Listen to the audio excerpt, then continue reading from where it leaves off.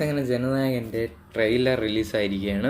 ഏകദേശം ഒരു ദിവസം മുമ്പാണ് ട്രെയിലർ റിലീസായത്. ഇതുവരെ യൂട്യൂബിലും 3.8 കോടി വ്യൂസാണ് ഇതുവരെ കിട്ടിയിട്ടുള്ളത്. കിടിലൻ ട്രെയിലറാണ്.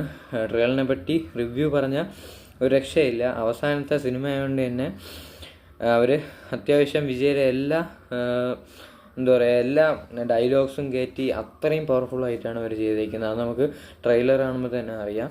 പിന്നെ ഭഗത് കേസരി റീമേക്ക് തന്നെയാണ്, പക്ഷേ ഫുള്ള് റീമേക്കാണെന്നും പറയാൻ പറ്റില്ല. ഒരു റെഫറൻസ് പോലെ ചെയ്തിട്ടുണ്ട് ഭഗത് കേസരി.